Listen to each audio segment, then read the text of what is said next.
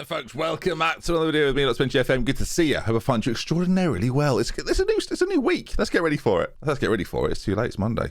We've entered. So I mentioned next time we return then would be the FA Cup game in January. We'd go through November, we'd go through December, and we'd find ourselves here. And Northampton Town were picked out of the hat, and that's who we'll be facing off against today. As well as probably Bristol City, but you know how things get, viewers. Things get very, very hectic around here. Before we get there, though, let's take a look at what we've done last time. We start on that screen, and I've highlighted, you can see the games, a lot of them wins, in fact all of them wins.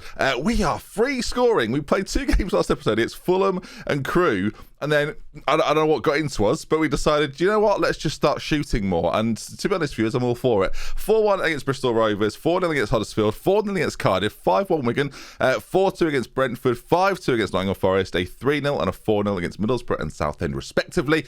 And there was one man that was key to all of this, really, a man that decided to find his shooting boots, and that man, as you can see there, is John Solomon. If you bring up his form here, you can see it on that right hand side. He has been bagging viewers in the best of ways since that game against Crewe. You can see I can highlight it there, where he played as a poacher. Very ineffective as a poacher. We changed it around a little bit, played him as an advanced forward, and goals galore for him. We go into a game against Northampton then, expecting to win. Now, the crucial thing in my mind, anyway, is that I played Grimsby Town earlier this season in a League Cup game, which didn't go so well. We played a sort of rotated 11. It was still a pretty strong side, and Grimsby found a way to beat us. So what we're going to do in this game is go for it a little bit and really try and get ourselves this win. We've got a few injury issues I'm noticing here actually up front. So Woodford is going to have to come in. Below and Lange both got a little injury, so no point in risking them in this game. The key thing with this system then, as you probably noted, is that we've not been playing Wilkinson as often as I thought I would do when he first signed. And Jacobson, I assume it's Jacobson from the Faroe Islands, has been playing an awful lot of football for me. Now, he's got that natural left foot, which of course is something that we talked about in previous episodes. I want someone to plod the left-hand side in that fashion, and he seems to be doing that job. He's a little bit crafty. So he's not the quickest. He's not going to beat your man all that often. His dribbling maybe isn't quite high enough, nor is his acceleration. But that passing, the first touch, the balance, right? The way you can find a pass and pick something out. Again, good vision and good leadership. Leadership's not as important, but flair maybe is. Composure on the ball too. At this level, he's got some nice attributes. Again, you'd probably avoid him as an out-and-out winger, but he's sort of just a bit of a playmaker out there for me, despite the fact we don't actually play him as a playmaker. We play him as a winger on support. Again, keeps that natural width a little bit more, and it's working really well. In the central midfield, I changed things up as well. Rather than going for this sort of traditional ball-winning player, which Agbaji sort of is, but not really is, I thought we could probably step away from that a little bit, bring in 2 magicians really with the ball, in theory anyway. Anthony Cook again with that 18 passing, 11 tackling's not much worse than 12 tackling, so he's playing that ball winning role now, but again has got really good passing ability. And Woodford on the other side, a little bit more industrious, again playing as a playmaker, but that first touch, keeping the ball, recycling, moving it along and getting it involved towards Cook. You'd argue to say maybe change these boys around, but again Woodford not as good defensively, so we get it a little bit with Cook. It's interesting when you have a player like this, I find, because he knows his passing range is quite limited. When he gets the ball, he's got this desire just to sort of keep it moving. And we're finding him with the ball a lot because he's playing as our playmaker. Teams will often, I think this is something that's forgotten in Football Manager, teams will build around their playmaker. If you look at the end of a game, who's had the most passes, it's ordinarily the playmaker. I think sometimes roles get a little bit fuzzy with Football Manager, but it's definitely one of the tips I would give if I was to do a tip video. That's one of the key ones would be focus on your player roles, know what they're doing in those roles compared to the other players they've got. If you're playing 5, this is why people say don't play 5 playmakers, because it gets a little bit muddled. No one really takes the lead in the attacks, but if you have one that is sort of driving your teams forward, then it does work quite well.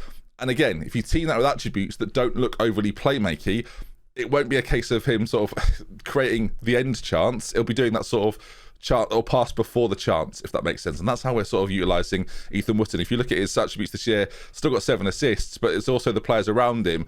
If I bring it up, you can see assists all over the place, really. We're getting them from wide areas. Our forward players assisting quite regularly too. So it's just something that I bear in mind when creating a team. Your playmaker doesn't always have to be your most creative player, and that's what I'm trying to focus on a little bit with this one. So here we are then. Northampton Town. Let's see if the playmakers play or make. Either or's fine. Started a bit serious there. We did some general Football Manager chat, which not like me. Shall I start playing the harmonica? Shall I start smelling a candle? Shall I introduce the plant again? I've got options. Right then, here we go. Northampton Town versus AFC Thames with a home side in a ground that Well, we're still playing here. There's going to be a conversation and a decision made on our ground. Of course, if we are promoted, that changes things quite a lot for us, which will be quite exciting, as it's tipping it down with rain here in London today. As Northampton have travelled here, he's pretty much unmarked at an early chance. 9.5 minutes gone. It's Thames 0, Northampton 0. Chance not long after that, though, as Lloyd finds Solomon. I think, well, he's gonna win a free kick or penalty there, sorry, for a push. I'm not sure how much of a push there was, if I'm going to be completely honest. Lloyd is going to step up. Our right-sided player has decided he's the man to take the penalties now. He missed a recent one, and he scores this one. So, good. Well done, Lloyd. David Lloyd, of course, from Liverpool on loan, gives us the 1-0 lead. And we've got basically a packed house here for a home tie against Northampton. It's a really good penalty, actually. Drives it so fast that they can't get near it. All right, so far, we've had 5 shots. All of them have been on target. Let's see if it's 6 and 6. Can we keep this up forever? I don't want us to miss a shot on target. I want every shot to be on target. Oh, okay. There's something to believe in now, viewers. Half an hour gone. We're having 7 and 7. This is the most exciting thing I've done all weekend. 8 and 8. Oh my god. Okay, Jakobsen.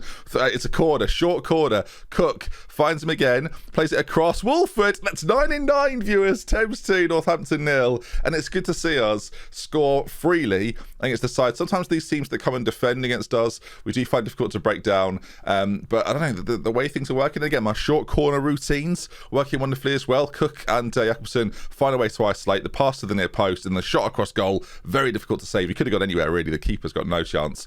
9 shots, 9 on target. I do not want this to be ruined now. I feel like the whole video falls down as soon as that doesn't stay as the stats, but it is right now. I love this. Love this. It's the little things Football Manager players get excited about. I'm just excited about our shots on target percentage being 100%. All right, underway for the second half. The team talk went well.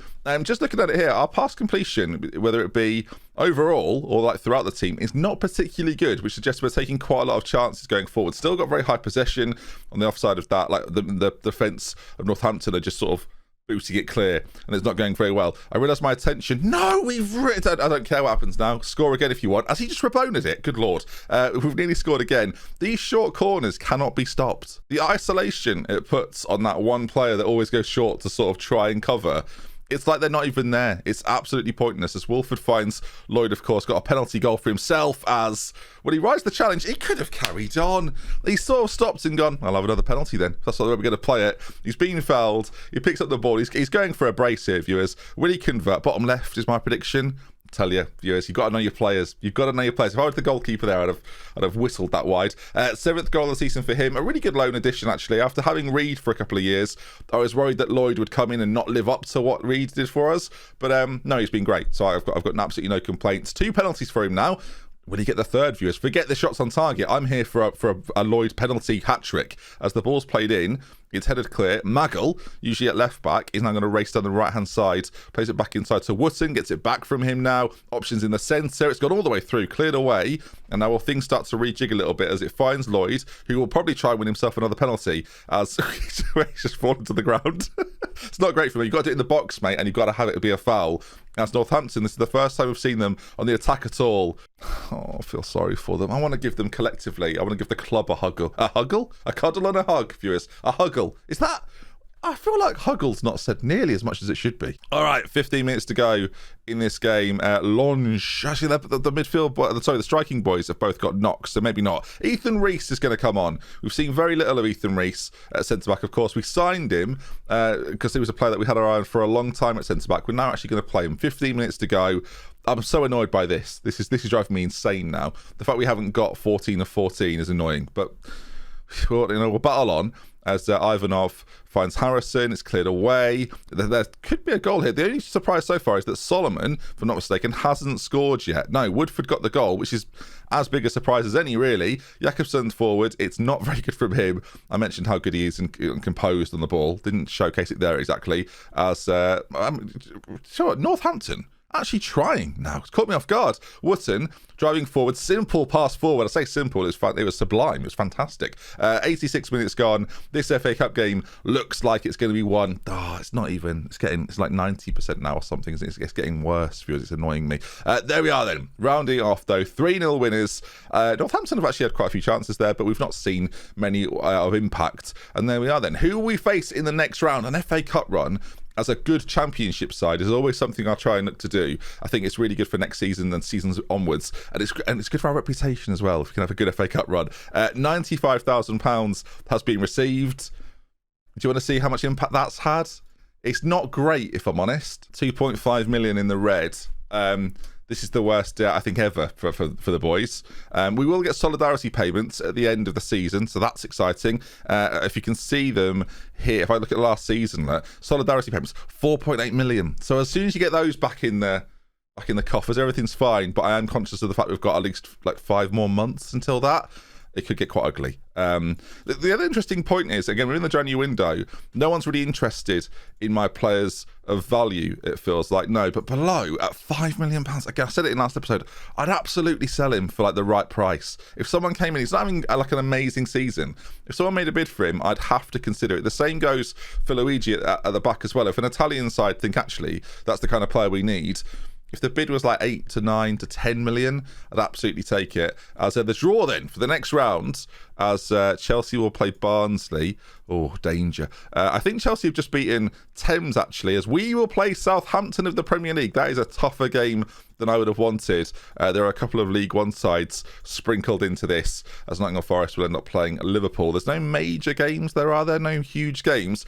Although, interestingly, no, I was going to say no Manchester City, but no Manchester United. They're not in the next round, and neither are Thames. So that's 2 big teams already out. If we can get past Southampton, you never know. There's a couple of ties there that would bring about easier opponents in future games. So that's exciting. But we won't plan on the game. We'll have a little bit more of a chat about the way that we're structured right now as a team, right? Because I think that's something I probably don't do enough in the series, and I've been wanting to for a while. So let's talk contracts for a moment. So we have a team right now that are very much the lowest wage in the league, right? And we are very conscious of breaking our wage structure with any signing that comes our way. There was I had an offer recently for there's the free transfer market has sort of opened up for me again in recent times, and this man sprung up right with really good agility, really good acceleration. Is a Bisu Guinean. I probably haven't said that correctly at all. Who's been playing in America recently for DC United and has got a relatively good goal scoring record, and of course my record of signing free transfers, maybe his work rate is a concern, but free transfers that have ended up being quite good below being that guy. I always consider the fact that maybe signing this sort of player to then sell him on is quite worthwhile. The risk of then not selling him on is quite big. So this guy, for example, wanted £9,000. And the reason I bring up my wage structure and the reason I want to talk about that is because that completely breaks it. How do you play football manager? Do you play for those big names? Was that guy not quite enough of the level? Or do you try and stay within sort of a self-imposed wage structure? Because that's what I do. I very much have to like case myself in to play this sort of way. And yeah, it's always quite fascinating to me to see how we go about it and how it changes as the seasons go on, of course. Like as your budgets go up, there becomes this leeway, but I still impose that budget of we can't offer a player over £5,000, I guess was probably the rule originally. And now, as you can see, there's a few more. And then the loan of David Lloyd is just like, he's far and away our best player. So do you make exemptions for players that you know are going to hopefully, and I say revolutionise quite loosely, revolutionise your season? Like 5 goals, 5 assists, it's not revolutionary. But in terms of quality we've got in the side, I don't think you'd find a player with more quality. Again, if you go back to the view I normally use, in terms of ability, like he's right up there. Maggle's the other one. It's interesting. Do you know what's actually interesting? Because he's 21, and his contract is like as high as anybody's really in the squad. He's only worth £425,000. I wouldn't sell him. I'd sell him for 4, maybe. I don't think I'd sell him for 3. Like, I don't know. He's the sort of player that I think has to explode in value. And the same thing happened, in fairness, the same thing happened to Below, where suddenly out of nowhere, his value exploded. Something that's quite interesting, I don't know if you ever utilise or look at too often, but the salary commitment screen is something I really enjoy. My face is in the way briefly here, so I'm just going to move my face over a little bit. If we can I do that? It's quite a big thing to move. Oh no, it's all gone wrong, viewers. If I just move myself over here, just very briefly, you can see, and again, this will be something that some of you use, so this won't be new information, but you can see where your contracts are running out, how much you're spending season on season. Like sometimes you'll have those 10% 15% wage increases, and you can sort of manage where you're going in the future. The weird situation I find myself in right now, of course, is it's going to go down season on season. Some players are going to be released from their contracts. Some of the bigger names as well will obviously leave from their loan deals, and then you can figure out how much you've got to spend come a new season. It's really good looking at this when you're planning for a summer. Maybe you're in sort of the April, March period of time. This is a screen I come to pretty regularly. I don't show it in videos regularly. That's why we're talking about it now in January, to figure out how much I'm going to have to spend when it comes to the future season, right? And I'm in a weird situation now because the plan, of course, is to get to the Premier League. And the Premier League, unlike most leagues across Football Manager and across Europe, completely destroys any sensibility of wages or transfers, because to be competitive in the Premier League, you have to spend an outrageous amount of money, right? We talked about this before, and because of where I'm situated right now, this will work quite well if I just move myself over again just a little bit. The money we're spending right now, salary per annum, right, is 4.16 million right now. 96,000 a week, something like that. The lowest in the Premier League right now is 58 million pounds. So the idea that I would go in and not have to increase this by 1,000% to suddenly be competitive is something that I can't afford to do. The way that money changes from the Championship to the Premier League, and of course this happens in real life, and many of you will be aware of this, the changes it makes in Football Manager, because you've got this innate ability to go and look for those players and hunt for those players, it does give you a massive, again, this is really a conversation if it's Football Manager a little bit too easy. It gives me a massive advantage in being able to pick up those value players and find a way to build from a lower base than any team would ever be building from. A side that have got the lowest weight. Again, I'm talking about this as if I'm going to be promoted this season. I hope I am, but it still feels quite a long way off. I've got to change everything about the club overnight. I think about the teams that go up to the Premier League now, right? Teams like Brentford and Norwich. That Brentford have been planning for this, it feels like, for quite a few seasons. Norwich are up and down like a yo-yo. For a team like myself, like AFC Thames, this is mental. This would never happen. It's like a League Two club being thrust into the Premier League. I remember being in League Two at the top of and there was teams you can see here, like the top of League One are spending similar amounts. Maybe League Two was a little far, but Luton and some of these sides here in League One, as we go back to it, Hull City, Luton Town, Blackburn aren't that far away, are spending the same amount of me as a Championship side that currently sit, if we go back to the Championship, 5th. So is that too easy? Should the game be harder? Or ultimately, are we playing it for fun? And if it was harder than this, it wouldn't be as fun.